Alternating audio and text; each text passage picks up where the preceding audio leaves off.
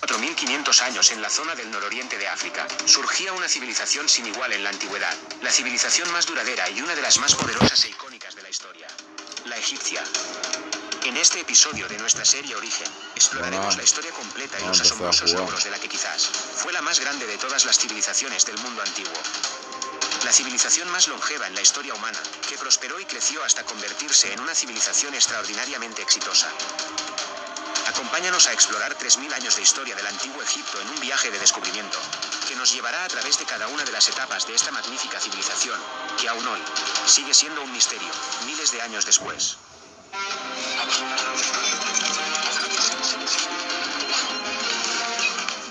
Antes de seguir adelante, te recuerdo que en nuestro canal tenemos una lista de reproducción, para la que te dejo un enlace aquí arriba, en la que podrás seguir uno a uno los episodios de nuestra serie Origen en orden cronológico, en los que te contamos todo sobre la historia de la humanidad, comenzando con el origen del universo y la vida sobre la Tierra, para ir avanzando desde allí hasta la edad contemporánea. No te los pierdas. Y no olvides por favor suscribirte al canal, dejarnos un like y compartir el contenido, para que de esta forma nos ayudes a lograr que nuestro trabajo pueda llegar a mucha más gente. Gracias. ¿De dónde surgió la civilización del antiguo Egipto? ¿Cómo empezó todo para esta civilización, que duró más de 3.000 años y se convertiría a lo largo de ese periodo en una de las civilizaciones más poderosas e icónicas de la historia? Un imperio que llegó, en su apogeo, a extenderse desde el norte en lo que hoy es Siria, hasta el sur en donde hoy se ubica Sudán.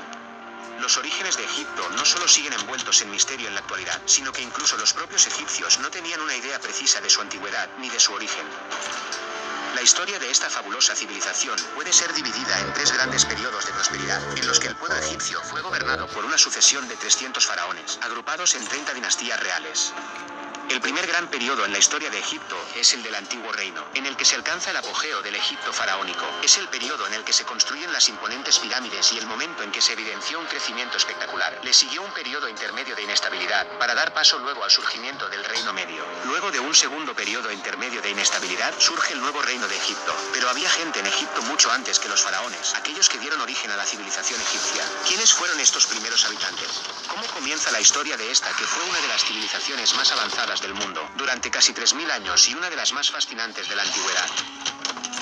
Año 3000 antes de nuestra era. Cerca de 1 millón de personas viven en el Nilo, pescadores, agricultores y cazadores, pero aún ningún faraón gobierna este país, todavía dividido, con ciudades-estado agrupadas en 2 grandes reinos, el Bajo y el Alto Egipto. La historia de Egipto está por cambiar rápidamente. Un Egipto unificado sentaría las bases para el progreso de la civilización. El rey Narmer, quien gobernaba el sur del país, envía un mensaje al Bajo Egipto. La respuesta a ese mensaje podría significar un cambio en el destino de toda la nación, uniéndolos o sumiéndolos en la guerra. Narmer había exigido a las tribus del norte que se sometan a su autoridad. Quería unir estas tribus al poderoso reino del sur. Estos principados del delta, en el norte, habían permanecido siempre fuera de su dominio, pero los jefes tribales del norte rechazaron su petición. Entonces, el rey Narmer, después de haber consolidado su poder en el sur y haber reunido a varios centenares de hombres para ampliar sus dominios, los prepara para la guerra. Ante la negativa de las tribus del norte de someterse a su autoridad, la hora del ataque ha llegado. Narmer, armado con las rudimentarias mazas de piedra y lanzas de su época, se lanzó a la guerra, venciendo a sus enemigos y uniendo a Egipto en un solo reino, victoria que le permite crear un gran imperio. Esto es lo que se cree desde hace más de un siglo, en base a lo que se dedujo de la paleta de Narmer, una inscripción en piedra,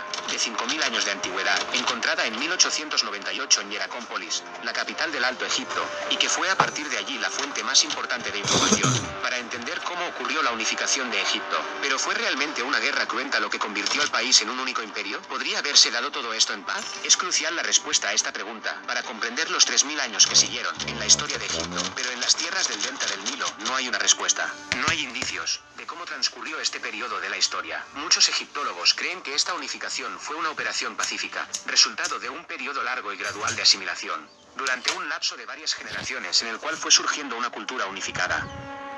En el desierto del sur, en Abidos, se esconden muchas pistas de lo que realmente sucedió, y de cómo en realidad se fundó Egipto. Allí se halló un asentamiento, de más de 5.000 años, que se cree era un centro sagrado. En este, fueron descubiertas las tumbas de los primeros faraones. Había un centro de poder político, de la dinastía Cero, y se encontraron piezas de cerámica rotas, del tamaño de una uña, con algunas de las escrituras más antiguas del mundo, que datan del cuarto milenio antes de Cristo. Allí también se descubrió la tumba del misterioso rey Narmer, una simple zanja con frágiles paredes de ladrillo, y demasiado modesta para albergar al hombre que habría sido el fundador del imperio egipcio. Esto es lo que no cierra en esta historia. Todos los reyes de la historia historia de Egipto se retrataban a sí mismos como vencedores, aunque nunca hubieran luchado en una guerra. Narmer, tal vez no fue diferente, y es lo que vemos plasmado en la antigua paleta. Otras evidencias de la unificación pacífica de Egipto pueden hallarse a los 150 kilómetros al sur de Abidos, en Hieracómpolis, la capital del Alto Egipto. Era uno de los mayores asentamientos del mundo en la época, con cerca de 10.000 habitantes, con un enorme templo que dominaba el centro de la ciudad. También en las afueras de la ciudad se encontraba un cementerio para la élite egipcia, con unas 200 tumbas. Hieracómpolis era una ciudad ordenada y sorprendentemente civilizada. Se extendía en un espacio de 5 kilómetros a lo largo del Nilo, en un momento en el que aún la mayoría de los europeos seguían viviendo en asentamientos aislados. Los residentes de Hieracómpolis disfrutaban de una próspera sociedad basada en el comercio y la cooperación. Por esto, se cree que la batalla de Narmer nunca tuvo lugar y que los egipcios del norte y del sur del país se unieron pacíficamente. Pero aún, esto no es evidencia contundente de que realmente así haya sucedido. Para seguir explorando los orígenes de Egipto, nos movemos más atrás en el tiempo. En Kurta, a unos 100 kilómetros al sur de Luxor, en lo alto de los acantilados se han encontrado signos reales de vida antigua, 17.000 años más antiguos que las pirámides. Estas primeras personas eran nómadas, pastores móviles estacionales. En ese entonces, esta zona era una pradera, una región verde y fértil. Hace 10.000 años, la gravedad inclinó toda la Tierra de su eje alrededor de medio grado, y esto tuvo un efecto profundo en el clima. Egipto nunca volvería a ser el mismo. El cambio climático trajo una disminución de las lluvias, por lo que los animales y las personas se vieron obligados a dirigirse hacia áreas de grandes lagos. Una de esas áreas era Playa Nabta, 100 kilómetros al suroeste de Asuán. Aquí estos cazadores nómadas comenzaron a establecerse en comunidades. 9.000 años atrás, a 500 kilómetros de Hieracómpolis, en el desierto del Sahara, existía allí una ocupación humana temprana. Se encontró en ese sitio una caverna con algunas de las pinturas prehistóricas de mayor tamaño. Las imágenes en las paredes de la cueva muestran ancianos bailando, niños jugando y animales no asociados con el desierto, como antílopes, avestruces e incluso jirafas. Allí, depósitos de un antiguo lago revelan por qué esta zona desértica pudo estar habitada hace mucho tiempo. El paisaje era muy diferente al actual y allí había una sabana. Gigantescas manadas recorrían las fértiles llanuras de África del Norte. Durante 4.000 años, los cazadores y recolectores humanos tuvieron alimentos de sobra para comer. Los integrantes de esta tribu podrían haber sido los antepasados de los faraones. En Playa Nabta, rodeados por zonas de pastos para alimentar a su ganado, la gente podía protegerse del calor y de las variaciones climáticas del desierto, pero la lluvia era impredecible, y sin ella el lago se secaba. Se descubrió allí un pequeño círculo de piedras, un Stonehenge en miniatura, pero 2.000 años más antiguo, que dataría del año 5.000 antes de nuestra era. Este montón de piedras es en realidad uno de los calendarios más antiguos que conocemos, y servía para predecir la llegada de la estación de las lluvias. Hacia el año 5.000 antes de nuestra era, el monzón de verano volvió a cambiar de ruta, dirigiéndose ahora hacia el sur. La lluvia finalmente cesó, y los oasis como el de Playa Nabta se secaron para siempre. La gente que ya no podía sobrevivir en un paisaje cada vez más desértico, se vieron obligados a migrar hacia el Nilo, como su única fuente de agua, por lo que el antiguo Egipto tomó forma cuando estas personas se unieron a lo largo de las orillas del río. En los asentamientos del norte, se agruparon alrededor del delta y se crearon algunas culturas como la Merindé, el Omari o la de El Fayón. En el sur, se ubicaron alrededor de la curva de Kena. Egipto ha sido bendecido con algunas de las tierras más fértiles del mundo, donde los agricultores podían cultivar de todo, y es el Nilo el que convirtió esta tierra desértica en un paraíso. Este fue el comienzo de las dos tierras de Egipto, el Alto y el Bajo Egipto, que se desarrollaron con dos culturas distintas. Estos grupos formaron las primeras ciudades-estado egipcias, y aquí surgen los primeros reyes, los primeros jeroglíficos, la navegación a vela y las primeras obras de irrigación. La agricultura y la ganadería se convirtió en la base del sustento de estos pueblos. El calendario egipcio surge a principios del tercer milenio antes de Cristo, y es el primer calendario solar conocido de la historia. Surge con el objetivo de reducir la incertidumbre que generaba un Nilo impredecible. Una crecida del Nilo podía arrasar aldeas, pero si se mantenía demasiado bajo, ocasionaba hambre. El primer calendario del mundo estaba basado en 3 estaciones de 4 meses cada una. Es el modelo del calendario que utilizamos en la actualidad. En Egipto, se utilizaron 2 tipos de calendarios, el lunar y el solar. Los egipcios pueden haber usado un calendario lunar con anterioridad, pero cuando descubrieron la discrepancia entre el calendario lunar y el paso regular de las estaciones, probablemente cambiaron a un calendario estacional, basando su inicio regular en cada inundación anual del Nilo. El año egipcio fue dividido en 3 estaciones de carácter agrícola. La estación de la crecida, de finales del verano y otoño, se llamaba inundación. En invierno, del invierno y principio de la primavera, cuando el agua se retiraba, se procedía a cultivar la tierra emergente y esa estación era la de siembra. Durante la estación seca, a finales de la primavera y principio de verano, cuando el Nilo estaba en su nivel más bajo, se realizaba comenzaba la cosecha en la estación de recolección. Todo esto lo calculaban mirando las estrellas, en especial una llamada Sirio, o Sophis, relacionada con la diosa Isis. El año empezaba con la salida helíaca de Sirio, el solsticio de verano del 20 de junio, y esto marcaba el inicio de la crecida del Nilo. Los egipcios habían elaborado un sistema de escritura totalmente desarrollado, no solo antes de lo que se pensaba hasta entonces, sino incluso antes de que lo hicieran los sumerios en Mesopotamia, a los que se consideraba los primeros en producir un lenguaje escrito. La primera escritura sumeria era un sistema de contabilidad formado por sencillas imágenes y números. En cambio, la escritura egipcia ya contenía signos que correspondían a sonidos, como los alfabetos modernos. Se estima que la escritura jeroglífica de estos pueblos comenzó alrededor del 3500 antes de nuestra era, un poco antes que los sumerios. No tendríamos conocimiento de la historia de Egipto, de no haber sido por el descubrimiento de la piedra Rosetta por un soldado francés en 1799. Esta piedra muestra un mismo texto escrito en jeroglífico, en demótico y en griego antiguo. Luego, gracias al trabajo de Jean-François Champollion, se pudo extraer en 1822 el significado de estos símbolos a través de la clave del griego, y con esto conocer la fantástica historia de Egipto. El Nilo no solamente proporcionaba agua esencial para la vida, sino que cada año, alrededor de 1 milímetro del limo fresco se depositaba en las tierras de Egipto, haciendo de su suelo agrícola el más rico en todo el planeta. El limo también se usaba como material de construcción. En sus ciénagas florecía el papiro, que proporcionaba la materia bruta, empleada en la elaboración del primer papel para las crónicas de los escribas. El pueblo egipcio tiene que administrar el gran regalo del Nilo, mediante una red de diques, depósitos y canales de riego. Los egipcios aprenden a gestionar su agricultura de forma sencilla, pero enormemente eficaz. El trigo crece allí más rápido que en ningún otro lugar del mundo. El grano se convirtió en la moneda del país y en el artículo de exportación más importante de Egipto. Los egipcios pronto se dieron cuenta de que la cooperación entre ellos iba a constituir la clave de su éxito. Esta cooperación también llevó a la especialización de la sociedad.